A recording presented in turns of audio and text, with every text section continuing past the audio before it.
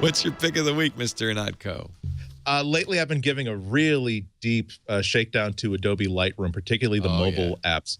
I was really, really confused by them a couple of months ago because there's like a million apps, and unfortunately, if you've been using an iPad for a while or an iPhone for a while, you now have 8 or 9 different Adobe apps, and some of them do things that overlap. So I decided I had a long conversation with their head of digital, and after that said, okay, I'll give this a try.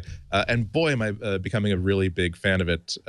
It's you have to obviously it's a big deal if you're using Lightroom as your photo organizer on the desktop. I had to switch to Lightroom because Aperture is now a dead product. It's now a dead parrot. But I haven't really used the mobile apps. It's really great because you can sync collections to an Adobe Cloud.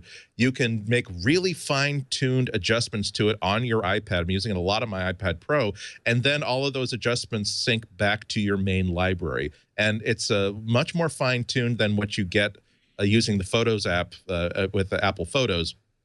It's not just, okay, make this a little bit brighter, make this a little bit darker. I can really do about 80 to 90% of the stuff that I would do to fix or improve a photo right there on the iPad. And it's not, and it will affect like the raw files that I've got on my libraries back home, because when you are sucking stuff down from the cloud, it only takes down the stuff that parts of the image that the depth of the image that it feels that it actually needs to show you. And it's really, really accurate. The other part that I've been really liking, because I didn't realize until I went deep dive on this, that the Lightroom mobile app has a camera function as well. This is brand new. They just released that.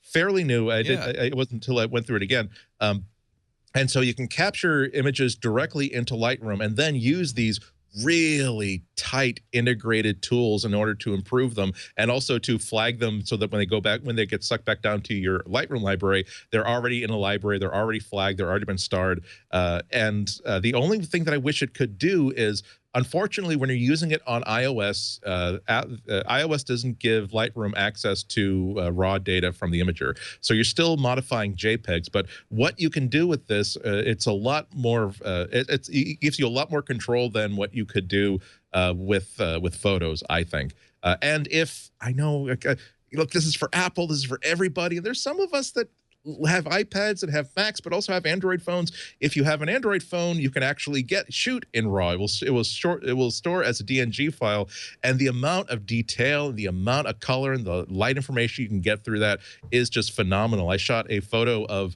the Ansel Adams view from Tunnel View at Yosemite. That's what? That was shot with the Nexus 5X in Light Mobile. That's stunning. I made some adjustments on the phone. And then when I got back to my hotel room, it got synced down to the desktop, and I made a few adjustments in the desktop version of it. I shot this same photo with all five cameras that I had on me. And honestly, yes, the one that I shot with the Olympus OMD is better, but you really have to pixel peep to realize that, okay, so whereas the Olympus, there's no noise whatsoever in the sky. You have to zoom really close to see the 5X noise. The tonality is there. That was not shot as an HDR image at all. That was just one shot. That's remarkable. That's a 5X. That is a mid-priced phone. That is priced like the iPhone. We got to get you an S7, Andy. You would just flip your lid. I'm still hesitant about making a Samsung phone as my daily carry. They put so much junk on it. But I really do encourage, if you're serious about photography at all, you can use it for free, and it gives you most of the features.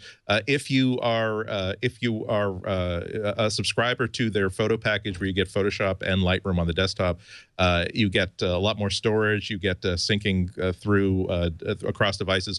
Just the ability to there have been times where I've been taking like my 45-minute to hour-long train into the city, and because I came home from Yosemite, I've got 500-600 photos that I just off my memory card I put into my desktop, because now those are synced into the clouds. Now I'm on the train for an hour doing nothing but reject, accept, 4 stars, 3 stars, accept, reject. Ooh, what if I crop it that way? It's amazing. And by the time by the time I get back home again from the return trip, all of this stuff that would have taken me a lot of time to get done at home, just for fun, doing it on the train.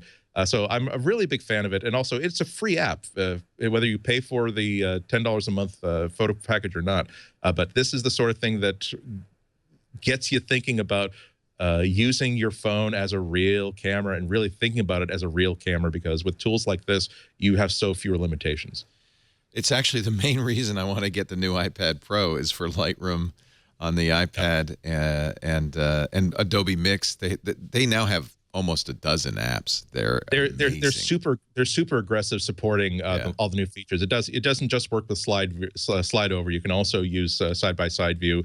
It works with Apple Pencil. You can throw it from the Lightroom app into Adobe Photoshop Retouch. So now you can remove like spots on windows and specks that are on the lens.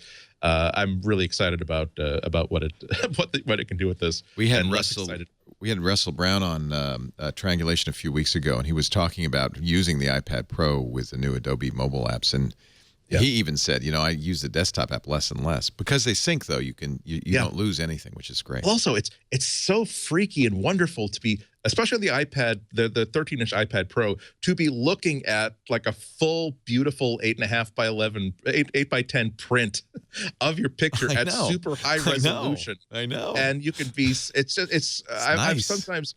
But my photos may or may not be very good, but it's just stunning to see them at full size, especially when you're just trying to triage 300 photos down to the 50 or 60 that are worth your further attention, because they're things you're never going to get from a thumbnail that just blow you. You just see so much potential when you get to see it on this 12.9-inch screen, and I bet the same will be true of the 9.7-inch iPad Pro as well. Well, it's hard to take a bad picture of Half Dome, but I think that picture is amazing. It's really beautiful. I will say that's the sort of view where if you're standing right there at that time of day in that kind of weather, and you manage, all you have to do is aim your phone at the correct side of the planet, and you will get a really good picture. But there is a difference between what you can get with like Instagram versus what you can get with the Lightroom mobile app. Yes, it's really turned me into a regular user. Look at that. I think Apple could use that as wallpaper. Exactly. I'll